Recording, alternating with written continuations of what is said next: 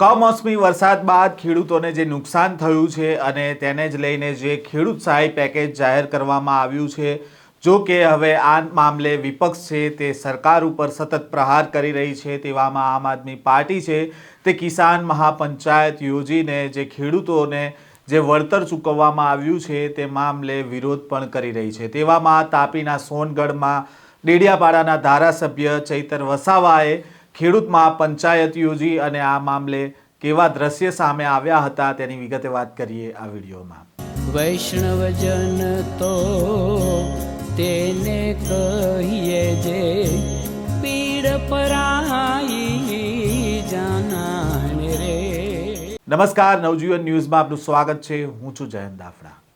કમોસમી વરસાદ બાદ ખેડૂતોના મોઢે આવેલો કોળિયો છે તે છીનવાઈ ગયો હતો અને આ મામલે સરકારે છે તે તંત્રને કામે લગાવ્યું હતું અને ખેડૂતોને કઈ રીતનું નુકસાન થયું છે તેનો સર્વે કરવામાં આવ્યો। મંત્રીઓ છે તે ખુદ ખેતરોમાં જઈને કેટલું નુકસાન થયું છે તેનું નિરીક્ષણ કર્યું હતું અને જ્યારે 10,000 કરોડનું સહાય પેકેજ જાહેર થયું તેને લઈને ખેડૂતોએ ક્યાંક ને ક્યાંક નારાજગી વ્યક્ત કરી હતી। તો તેવામાં વિપક્ષે પણ સરકારને ઘેરવાનો પ્રયાસ કર્યો હતો। જે ખેડૂત સહાય જે પેકેજ જાહેર કરવામાં આવ્યું છે તે ખેડૂતો માટે પૂરતું નથી, જે નુકસાન થયું છે તેને લઈને વિપક્ષ સતત માંગ કરી રહ્યું છે।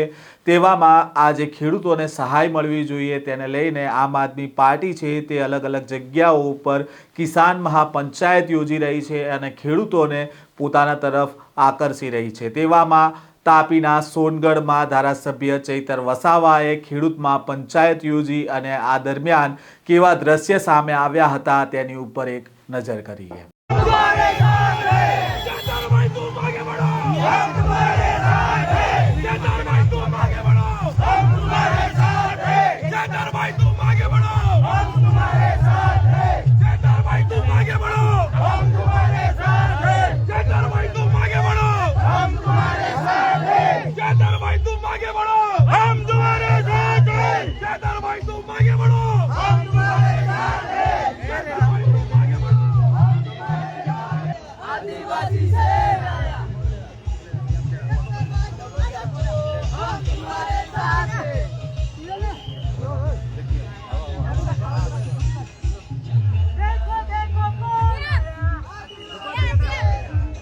फोटो काढ त्याच्याने कृष्णा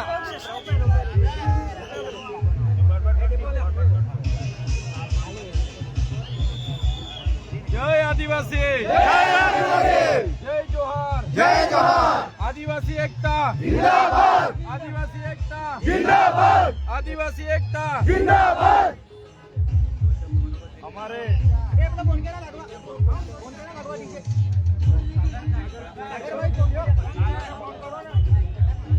અમારે આજે ખેડૂતોની મહાપંચાયત ગુણસદા મેદાન સોનગઢ ખાતે રાખ્યું છે ત્યારે અમે આ રૂટ પરથી જવાના હતા અને કુકરમુંડાના આગેવાનોએ, આજુબાજુ વિસ્તારના સામાજિક આગેવાનોએ બધાએ આગ્રહ રાખ્યો કે કુકરમુંડામાં અમે તમારું સ્વાગત કરવા માંગીએ છીએ અને અમે કુકરમુંડામાં આવ્યા ત્યારે કોઈ પણ જાતના જ્ઞાતિ જ્ઞાતિ ભેદભાવ વગર બધા જ આગેવાનો, બધા જ લોકો ભેગા થઈને આ વિસ્તારના વડીલો, આગેવાનો, યુવાનો અને બહેનોએ પણ રસ્તામાં ઘણું સ્વાગત કર્યું છે। ત્યારે કુકરમુંડા તાલુકાના તમામ આગેવાનો, વડીલો, યુવાનો, માતા બહેનોનો હું ખૂબ ખૂબ આભાર માનું છું।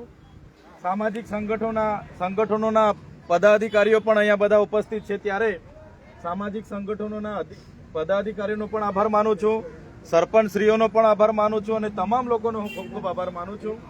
આ જ પ્રકારની આપણી એકતા બની રહે અને આપણી જળ, જંગલ, જમીન અને ખનિજો પરના પ્રાવધાનો બની રહે, સંવિધાનિક લડત આગળ વધતી જાય, જનજાગૃતિની લડત આગળ વધતી જાય અને આ વૈચારિક લડતમાં તમામ યુવાનો, વડીલોના બધાના સહયોગથી, માર્ગદર્શનથી આપણે બધા સૌ આગળ વધતા રહીએ।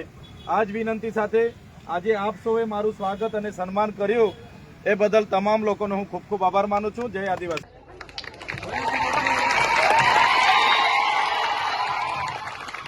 જય આદિવાસી, જય જોહાર। ઉભા રહેલા છે, બોલતા નથી। મને લાગે છે 2 કલાકથી મારી રાહ જોતા હતા એટલે થાકી ગયા છે। હવે હું જય જવાન બોલવાઈશ, તમે જય કિસાન બોલાવજો। જય જવાન, જય જવાન, જય જવાન, ઇન્કલાબ, ઇન્કલાબ. આજે સોનગઢના ગુણસદા ખાતેના મેદાનમાં કિસાન મહાપંચાયત યોજાવા જઈ રહી છે. એના મુખ્ય અતિથિ તરીકે અમે જ આયોજન કર્યું છે. ત્યારે અમે સાગબારાથી નીકળ્યા સવારે 9 વાગે અને આ વિસ્તારમાં કુકરમુંડાથી લઈને નારણપુર પહોંચેલા છે. ત્યારે તમામ ગામના લોકોએ પોતાના બસ સ્ટેન્ડે આવીને અમારું સ્વાગત કર્યું, સન્માન કર્યું. એ જ પ્રકારે નારણપુર આવીને ખરેખર તમારો બધાનો ઉત્સાહ, તમારો બધાનો ભાવ અને તમે બધાએ જે છેલ્લા 2 કલાકથી રાજુભાઈ, રિપલભાઈ, મારા વિકાસભાઈ, સુહાનભાઈ બધાના ફોન પર ફોન આવે કે ચૈતરભાઈ અમારા ગામના યુવાનો, વડીલો તમારી રાહ જોઈને ઉભા છે, કેટલે આવ્યા. ત્યારે ખરેખર નારણપુરના બધા જ લોકોને મારા નમન કરું છું, વંદન કરું છું, તમારો આભાર માનું છું. સાથીઓ, આજનો યુગ તમે જાણો છો, આઝાદીના 78 વર્ષ થઈ ગયા છે.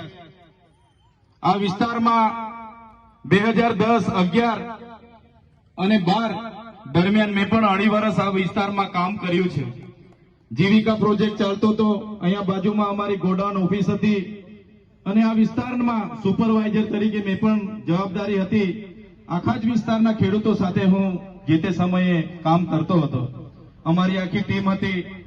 ત્યારે આ વિસ્તારના લોકો બધા સંઘર્ષશીલ છે, મહેનતુ છે, સ્વાભિમાની છે અને ઘણા ગામોનો મને અનુભવ છે કે જંગલ વિસ્તારના ગામો છે, ઉકાઈ જળાશયના વિસ્થાપિત ગામો છે. ત્યારે આઝાદીના 78 વર્ષ પછી પણ આજે પણ આપણા વિસ્તારમાં જે વિકાસ થવો જોઈએ તે થયો નથી. આજે આપણા વિસ્તારના લોકો આર્થિક રીતે અસમાનતાની આજે પણ આપણા વિસ્તારમાં અસમાનતા છે. ત્યારે પ્રશ્નો ઘણા છે. તમે જંગલ જમીનમાં તમે જોયું હશે, આપણા ખેડૂતો 5 એકર જમીન ખેડતા હોય તો એને 1 એકર જમીન આપવામાં આવી છે.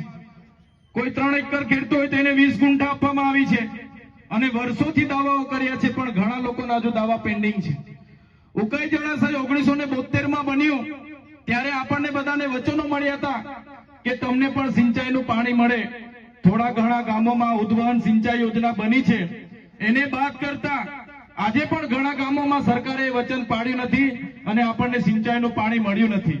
એ જ પ્રકારે આપણા વિસ્તારમાં જ્યારે રોજગારીની બાબતો હોય, શિક્ષણની બાબતો હોય, તમામ બાબતોમાં હું સારી રીતે વાકેફ છું. આજે તમે સરકાર સામે અવાજ ઉઠાવવાના પ્રયાસો કરશો તો એ તમને ધર્મમાં ઉલ્લેખી દેશે કે ભાઈ હિન્દુ ખ્રિસ્તીની લડાઈ થશે, ભારત પાકિસ્તાન, હિન્દુ મુસ્લિમ જેવી વાતો કરશે, મસ્જિદની વાતો કરશે, મસ્જિદની વાતો કરશે. ત્યારે સાથીઓ, મારે તો વિશેષ કઈ વાતો કરવાની નથી.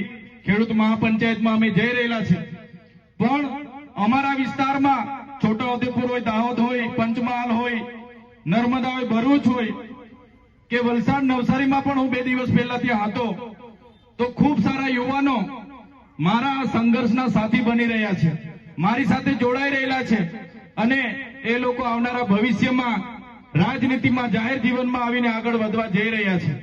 ત્યારે મારે તમને એટલું જ આહવાન છે, આજે ગુજરાતમાં યુવાન ભણી ગણીને BA કરે, BEd કરે, PTC કરે, ટેટ ટાટ પાસ કરે, બધી જ પ્રકારની અભ્યાસ કરવા છતાં એને નોકરી નથી મળતી, પેપરો ફૂટે છે. તારે મારે આજના નારણપુરના મંચ પરથી મારા યુવાન સાથીઓને વિનંતી છે કે તમે પણ બધા જાહેર જીવનમાં આવો. હું નોકરીમાંથી રાજીનામું આપીને જાહેર જીવનમાં આવ્યો છું. ત્યારે આજે ગુજરાતના કર્મચારીઓ હોય, યુવાનો હોય, બાળકો હોય, તમામ વર્ગના પ્રશ્નો ઉઠાવી શકું છું. આ વિસ્તાર અમારા માટે ખાલી છે. આ વિસ્તારમાં હજુ અમારું સંગઠન નથી. વગર સંગઠને આજે તમે આટલી મેદની ઉપસ્થિત થયા છો તો યુવાનોને મારું આહવાન છે, તમે રાજનીતિથી દૂર નહીં ભાગો. તમે પણ તૈયાર થઈ જાઓ, રાજનીતિમાં આવો અને રાજનીતિમાં તાલુકા પંચાયત હોય, જિલ્લા પંચાયત હોય, આવનારી વિધાનસભા હોય, તમારામાંથી એક યુવાન તૈયાર થઈ જાઓ, એને વિધાનસભામાં અમે પહોંચાડી દઈશું. સાથીઓ, તમે રાજનીતિથી દૂર ભાગશો. જે ભણેલા ગણેલા મારા યુવાન સાથીઓ છે તમે રાજનીતિથી દૂર ભાગશો તો ખરાબ અને બદમાશ લોકો આપણા પર રાજ કરશે, આપણા અધિકારોની વાત ના કરે, અને તમે શિક્ષણ, રોજગાર અને અધિકારોની વાત કરશો તો તમને ખોટી રીતે દબાવશે. ત્યારે મારે તમને બધાને વિનંતી છે, ચૈતર વસાવા તમારી સાથે છે. આવનારી તાલુકા, જિલ્લા પંચાયત, આવનારી વિધાનસભા માટે હું તમને રાષ્ટ્રીય પાર્ટી આમ આદમી પાર્ટીમાંથી આહવાન કરું છું. આ લડાઈ કોઈ પાર્ટીની નથી, આ લડાઈ કોઈ ચૈતર વસાવાની નથી, આ લડાઈ આદિવાસી સમાજની છે. અને એ લડાઈમાં તમારે આહવાન કરું છું, એ લડાઈમાં તમારે જોડાવાનું છે. ભલે હું રાજકીય પાર્ટીનો ધારાસભ્ય છું, વિધાનસભા દળનો નેતા છું, પણ આમ આદમી પાર્ટી એ આદિવાસી માટેની પાર્ટી છે, યુવા માટેની પાર્ટી છે, જે પણ લોકો કામ કરશે એના માટેની પાર્ટી છે. ત્યારે સાથીઓ, ક્યારે આમ આદમી પાર્ટીના રાષ્ટ્રીય સંયોજક અરવિંદ કેજરીવાલજી હોય, ભગવત માનજી હોય, આદિવાસીના મુદ્દે ક્યારે પીછેહટ નથી કરતા. ત્યારે જ્યારે પણ આપણે વિસ્થાપતિની લડાઈ લડવાની આગળ લડવી પડશે, જ્યારે પણ જંગલ જમીનો માટે લડવી પડશે, આ સરકારો જ્યારે આપણને ન્યાય નહીં આપે, આવનારી તાલુકા, જિલ્લામાં, આવનારી વિધાનસભામાં એ સરકારને પણ આપણે ઘર ભેગી કરી દઈશું. ત્યારે મારે કોઈ વિશેષ પક્ષ પાર્ટી નેતાની વાત નથી કરવી, પણ ઘણા યુવાનો અહીંયા મારી સાથે મને ફેસબુક પર, ટ્વિટર પર મને ફોલો કરે છે, મને માને છે અને મારું કહેલું સાંભળે છે. ત્યારે એવા યુવાન સાથીઓ જે લોકો અહીંયા ઉભા છે એમને પણ હું કહેવા માંગુ છું, સાથીઓ, આવનારા દિવસોમાં આપણા સમાજને દિશા અને દશા આપવાનું કામ આપણે કરવાનું છે. આજે તમે જોઈ લો, આપણા યુવાન KTM R1 ભાઈઓ આઈફોન ભલભલા શોકમાં પડેલા છે, વ્યસનોમાં પડેલા છે, પાર્ટીઓમાં પડેલા છે. ત્યારે મારા યુવાનોને પણ બે હાથ જોડીને વિનંતી કરું છું, તમે ભણો, તમારું કેરિયર બનાવો. આ સમય તમારો ભણવાનો છે, કેરિયર બનાવવાનો છે. મારા યુવાનોને પણ કેમ છું કે ભાઈ તમે વ્યસન અને ફેશનથી દૂર રહેજો અને તમારું કેરિયર બનાવવાનો સમય છે, કેરિયર બનાવજો. સાથે મારા વાલી વડીલો પણ અહીંયા ઉપસ્થિત છે, મારા ખેડૂત ભાઈઓ પણ ઉપસ્થિત છે. શિક્ષણ સિવાય આપણો ઉદ્ધાર નથી.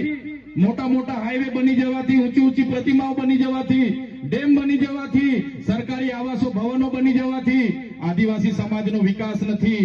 આપણે આપણા બાળકોને સારું શિક્ષણ આપીશું, એમને સારું ભણાવી ગણાવીને IAS IPS કરીશું, તે જ દિવસે આપણા સમાજનો ઉદ્ધાર થવાનો છે. ત્યારે મારા વડીલોને કહેવા માંગુ છું કે આપણી પાસે આર્થિક સદ્ધરતા ઓછી હશે તો શોખ ઓછા કરી દેજો.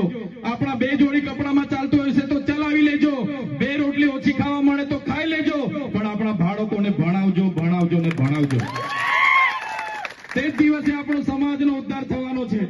ત્યારે 2 વાગ્યાનો સોનગઢનો સમય છે, 2 વાગી ગયા છે મિત્રો. વધારે સમય હું નથી લેતો, હું તમારી બધાની માફી માંગુ છું. 2 કલાકથી તમે મારી રાહ જોઈને ઉભા હતા, સ્વાગત માટે ફૂલહાર લઈને, ગુલદસ્તા લઈને, છતાં હું તમને સમય આપી નથી શકતો.